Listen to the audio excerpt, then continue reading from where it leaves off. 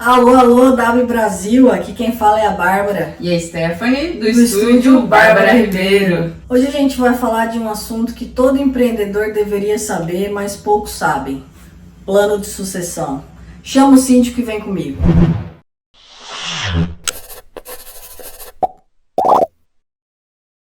Bom, toda empresa que se preze precisa pensar na sua sustentabilidade em médio e longo prazo. E um dos quesitos mais importantes a se levar em conta e que poucos empreendedores param para pensar, né, é o plano de sucessão. Então, hoje eu vou contar especialmente com a ajuda da Stephanie, que é administradora, né, para a gente se aprofundar nesse assunto tão importante, né, para a saúde das empresas em geral. Sim, saúde a longo prazo. Exatamente. Então, acho que a gente podia começar do básico. Com a primeira pergunta, né? Pergunta óbvia. Define pra gente o que é o plano de sucessão. Bem como o nome já diz, né? Plano de sucessão. Então, a gente está criando um plano de sucessores para a empresa. Ou seja, pessoas que vão substituir alguém em algum cargo estratégico ou algum cargo bem específico na empresa, né? E o objetivo dele tá bem centrado no futuro e propósito da empresa, né? Então a gente pode citar um exemplo assim igual o nosso mesmo aqui da nossa empresa. Quando a Bárbara idealizou o estúdio, né? Tá tudo na mente dela, tá tudo guardadinho ali, né? A gente cria a missão, a gente cria a visão, a gente cria o valor. Se a gente começar a expandir, né? No caso, eu já sei a missão, já sei a visão, já sei todo o propósito da empresa, porque eu trabalho com ela. Mas a gente pensa numa empresa um pouco maior que a nossa, né? No caso, uma empresa média aí, né? Os funcionários sabem dessa missão, dessa visão, qual que é o propósito da empresa? E principalmente, quem está na gestão conhece essa visão da empresa? Então, um dos objetivos do plano de sucessão, além de formar sucessores, né?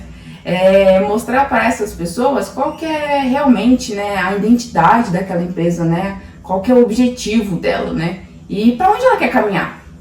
Outra coisa importante quando a gente fala de plano de sucessão é pensar que o objetivo principal é que quando um líder, o dono, se a gente pega empresa familiar, que a maioria das empresas familiares pequenas aí é o dono que está lidando, está à frente, o dia que essa pessoa fala assim, não, agora eu só quero pescar, né?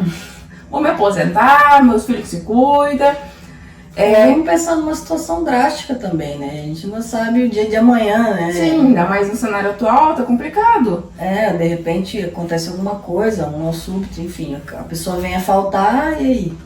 Aí o plano de sucessão ele vem trazer o quê? Mais tranquilidade, porque vai ter alguém para substituir aquele cargo, no caso, seja, nesse caso específico, o dono, ou outro cargo específico de gerência, para que vai assumir aquela responsabilidade, ele vai estar pronto. Então essa falta dessa pessoa não vai ser tão danosa assim, né? Sentimentalmente vai ser danosa igual, mas para a empresa não vai sofrer.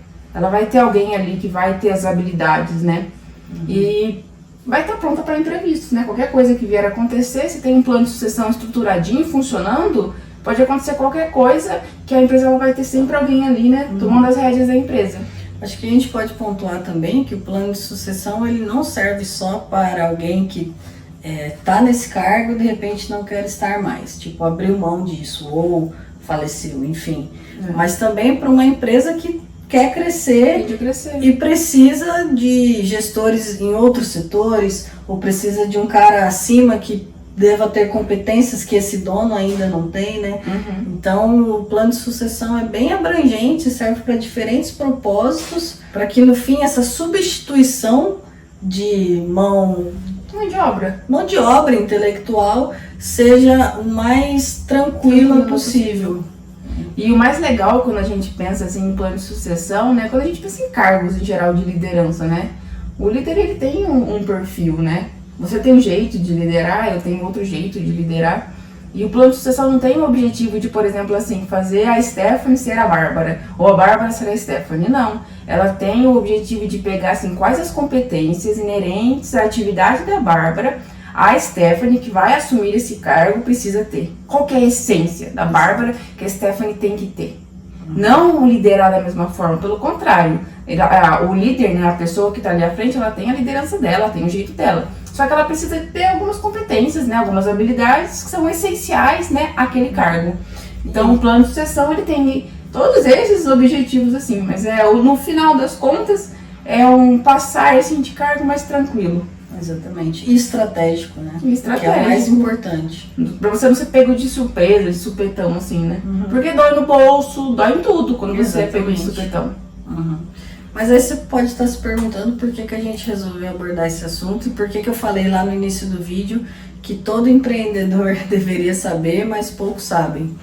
Bom, o brasileiro, né, o jeitinho brasileiro, a gente está sempre tentando se virar, né? E essa é uma das características que compõe o dado de que 90% das empresas nacionais são familiares. Isso é muita coisa, né? E o que isso significa, né? Significa que nem sempre existiu uma estrutura para aquela empresa iniciar. Sim. Às vezes Vem de um sonho. Vem de um sonho, o cara é muito bom naquilo que faz e aí a coisa vai crescendo e ele vira uma empresa. Sim. Ou é um misto de sorte e acaso, né? Então nem sempre existe uma estrutura para iniciar aquele planejamento empreendimento. Estratégico. Exatamente, a coisa só vai acontecendo e quando você se dá conta, a empresa já tem uma proporção que se sustenta legal, que tem clientes, que tem funcionários, mas ainda tudo é centrado em uma pessoa só, ou no máximo duas, o casal ali, ou dois amigos, né? Então, a gente tem que pensar com muito carinho nesse modelo de empresa familiar, né? E um dado mais importante que esse ainda, que é assustador. Não, isso é feio. E justifica muito esse assunto, inclusive, é que, bom, a gente já sabe que 90% das empresas nacionais são familiares. Guarda esse número, 90%. 75% dessas empresas simplesmente falem quando vão para a mão dos herdeiros, ou seja, quando o dono não quer mais ou quando o dono morre, enfim, sei lá o que acontece, simplesmente 75% dessas empresas fecham as portas. Aí quando você pensa em 75% das empresas, quantos funcionários? Nossa, por uma muita gente. Falta de planejamento, né, de um plano de sucessão elaborado, poderia ter ficado ali, né, perder o emprego, ter que recomeçar, voltar do zero. Exatamente. Então é um dano muito grande. Muito, é uma perda, assim, inestimável, Sim. né? 75% das empresas fecharem. Ou seja, uma empresa que tem aí, vamos colocar pelo menos uns 30 anos de atividade, não é uma brincadeira, Não, né? É não uma é. coisa que já tem uma consolidação, uma relevância no mercado, e aí de repente ela simplesmente falir por má gestão. Por falta de plano. Falta de plano, simplesmente porque você não pensou no depois, né? Eu Ficou aposto, focado no próprio sonho. com certeza, eu aposto que não é raro e que inclusive você que está assistindo aí já ouviu falar de alguma empresa que era Faliu, uma né? referência e de repente faliu quando o dono não estava mais lá, né? Acho que todo mundo já ouviu esse exemplo aí. E se não ouviu, que bom. E agora você sabendo disso, passa essa informação para outras pessoas. Exatamente. Porque é um número muito alarmante. É claro, precisam de outros quesitos para evitar que isso aconteça? Precisa, com certeza. Mas esse plano de sucessão é um grande ponto, simples, é muito simples, vocês vão ver que é muito simples de se fazer, né? A teoria dele é muito simples, claro que o aplicar vai depender de empresa para empresa, de cargo para cargo, mas não é uma coisa que exija um super investimento financeiro, enfim. Dá para fazer e pode salvar muita vida de empresa por aí. Sim, com certeza. Bom, então agora a gente já sabe o que é o plano de sucessão, por que a gente acha tão relevante esse assunto, mas vamos para o que todo mundo quer saber, que é como é que se faz esse plano de sucessão, como é que a gente põe ele na prática. Sim, vamos lá. A gente separa em 4 pontos, né, importantes aí, que depois a gente pode dar uma retomada no final. Mas o primeiro ponto inicial de tudo é identificar quais cargos que precisam de um plano de sucessão. Não são todos os cargos dentro de uma empresa, dentro de um negócio, que precisam de um plano para serem substituídos por uma outra pessoa, né? Então, quais são esses cargos? Quais são o cargo estratégico dessa pessoa? Qual função que é tão específica que a gente precisa ter uma outra pessoa que saiba fazer aquela função? Acho que simplificando, todo mundo já trabalhou em algum lugar que falou assim, se o João não vier amanhã, se o João passar mal, a gente tá lascado, né? Então, você já sabe que o João é alguém que precisa ter um plano estratégico de sucessão, né? Sim, porque o cargo dele é muito importante ali. É um cargo importante, exatamente. Então, a gente pode talvez trabalhar com um exemplo. Vamos fazer uma jornada? Vamos deixar Então coisa traz mais um exemplo, palpável. Bárbara. Vai. Olha só, me jogando na fogueira, né? Então tá, vamos tentar dar um exemplo simples aí, uma situação hipotética. Vamos supor que a gente tem aí pai, mãe e 2 filhos aí. Então a mãe fica lá no financeiro, o pai e um filho cuidam do estoque e o outro filho faz as vendas. É ele que bota a cara na rua, faz a representação do produto, lida com os clientes, enfim, representa mesmo a marca. Se esse filho simplesmente perde o interesse pela distribuidora da família, e aí? Como é que acontece a coisa? Se é ele que tem todos os clientes na mão, se é ele que conhece o jeito de lidar com esses clientes, se é ele que conquistou a confiança desses clientes, né? Se é ele que tem o tom correto de representação da marca, A confiabilidade, o conhecimento técnico para falar dos produtos dessa distribuidora. E aí, você simplesmente coloca outro e fala, vende lá, meu filho. Vai lá, bate nas costinhas dele e fala assim, ó, meu filho antes vendia X, agora você, fulano, vai ter que vender no mínimo esse mesmo X. Pô, mas o cara, ele tá pegando o bonde andando, né? Sim. Ele não sabe o que tá acontecendo, ele vai ter que desenvolver todo esse relacionamento desde o início e torcer para acontecer o mesmo resultado. É difícil. Por isso que é importante nesse cenário hipotético, né, que a Bárbara trouxe. Então, de todas essas 4 funções aí que a gente tem dentro da empresa, qual que é o cargo que eu realmente preciso ter um plano de sucessão? Vai ser desse filho aí que é o representante de vendas. Porque se ele vier a faltar, o dano é maior. Porque contas a pagar, a gente encontra vários administradores financeiros aí para fazer esse trabalho aí. O estoque. Estoque também a gente encontra aí diversas pessoas que podem fazer essa simples transformação, né, de material e mandar para o correio, enfim, transportadora. Agora, o tino da venda é bem específico, ainda mais o tino de venda daquela empresa, então é muito mais específico. Então a gente tem aí o primeiro ponto, né, que é identificar quais são os cargos. Identifiquei os cargos, beleza. Agora, quais são as competências, ou seja, qual que é o perfil, qual que é o comportamento, quais as habilidades que essa pessoa desse cargo tem. Então, essa pessoa aqui, o Zezinho aqui que é o filho, qual que é a competência dele? Por que ele vende tanto? Por que ele vende mais na região sul e vende menos na região norte? Sei lá, com que frequência ele viaja? Com que frequência ele viaja, exatamente. Com que tipo de roupa ele vai vestir? Sim. Como é que é a abordagem dele? Ele é um cara sério ou ele é mais descontraído? Consegue ser mais íntimo desse cliente? Por isso que o cliente se abre tanto para ele, acaba comprando mais. Ou seja, mapear o perfil e as competências que fazem o filho X vender como uma pessoa Y, que vai entrar no lugar dele e deve conseguir vender. Então a gente tem que pegar a essência daquela pessoa, né? Quais as habilidades, qual que é esse perfil que ela tem. Ponto importante, além de identificar quais são os pontos fortes desse filho, a gente tem que identificar quais são as falhas que ele ainda não consegue cobrir. Ou seja, quando ele for substituído, então a nova pessoa deve ter isso e mais um pouco, né? Então deve ser no mínimo como ele, mas é ideal que tenha um aperfeiçoamento nas funções, né? Exatamente.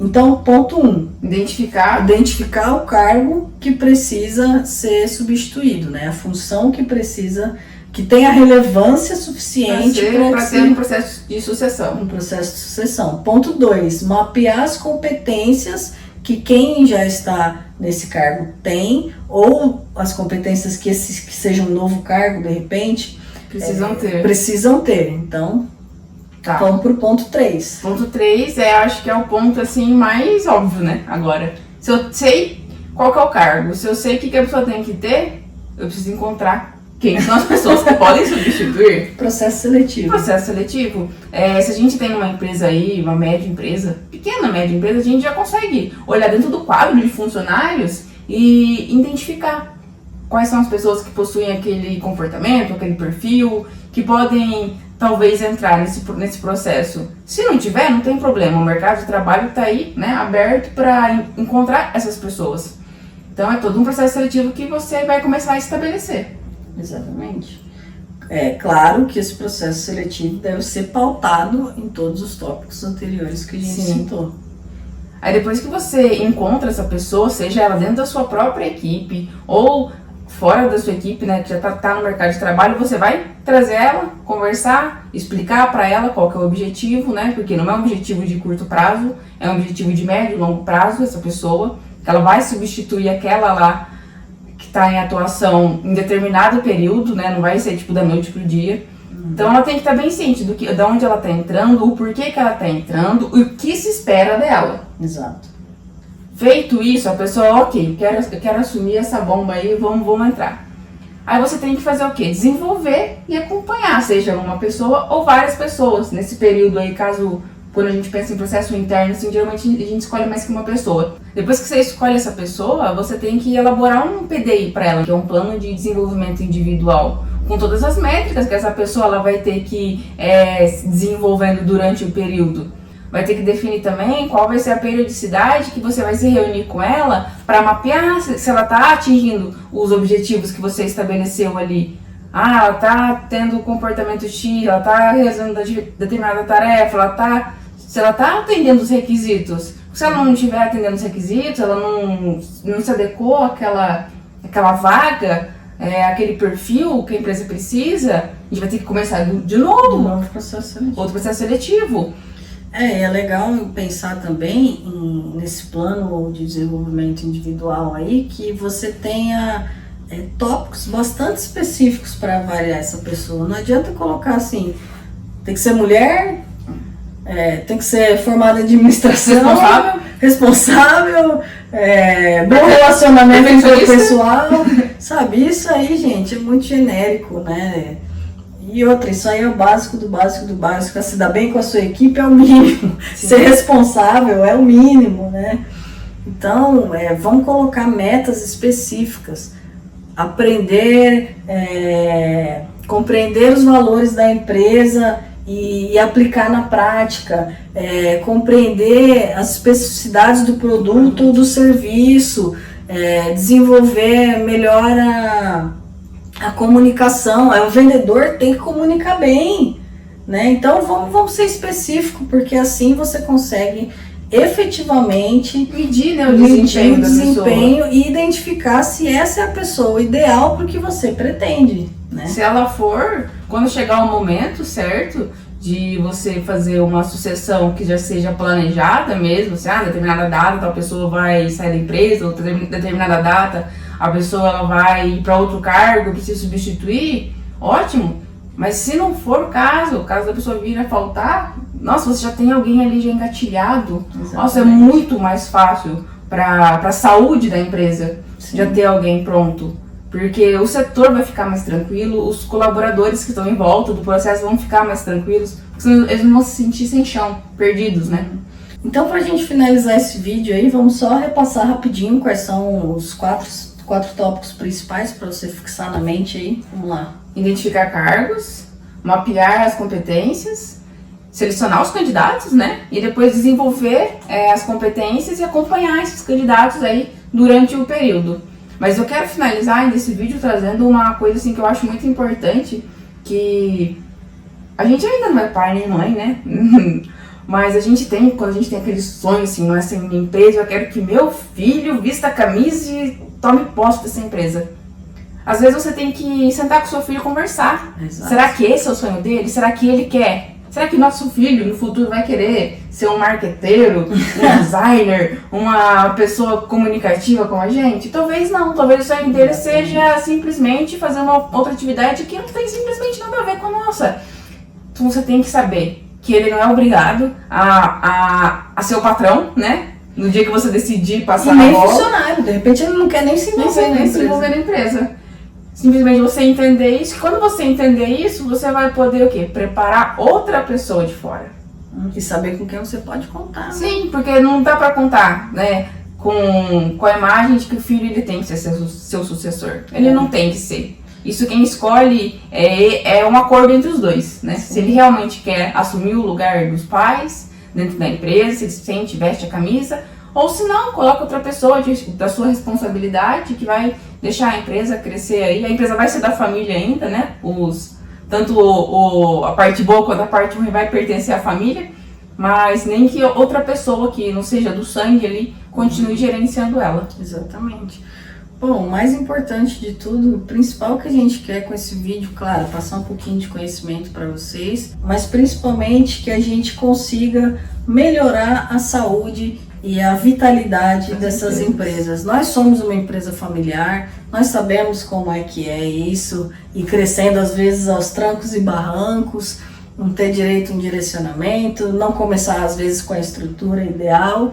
Então, acreditem, nós sabemos o que é e por isso a gente quis compartilhar isso com vocês, porque vamos voltar de novo àquele dado, 90% das empresas brasileiras são familiares e a gente quer que essas empresas continuem crescendo, saudáveis. Quer que reduza, né, o número de e que reduza o número de falência Exato. após a morte do dono. Então a gente quer ver esses números mudando, a gente quer ver um país melhor nesse sentido, né? Empresas mais fortes. A gente precisa de empresas fortes para ter empregos fortes, enfim. Exatamente. Então, fica o convite também, se você gostou desse assunto, a gente lá na nossa página, tanto do Instagram, Facebook e o próprio LinkedIn também, a gente sempre posta os conteúdos, claro, da nossa área de marketing, design, mas também algumas coisas relacionadas à administração de empresas, porque nossos clientes são os nossos amigos. Sim. E se 90% das empresas nacionais são familiares, vocês podem fazer a conta aí e imaginar que muitos dos nossos clientes são de empresas familiares. Então a gente tem muito conteúdo legal para compartilhar com vocês. Fica aqui o convite também para, se vocês quiserem sugerir algum conteúdo, se a gente tiver uma clareza sobre esse conteúdo, é claro que a gente vai considerar fazer um vídeo, um esclarecimento para vocês. Se você chegou aqui e ainda não se inscreveu no canal, tá vacilando demais. Se inscreve agora e ativa o tal do sininho aí. Se quiser deixar um comentário, vai apoiar a gente bastante também. Não sei quem é a marqueteira aqui agora. É isso aí, então. Tchau!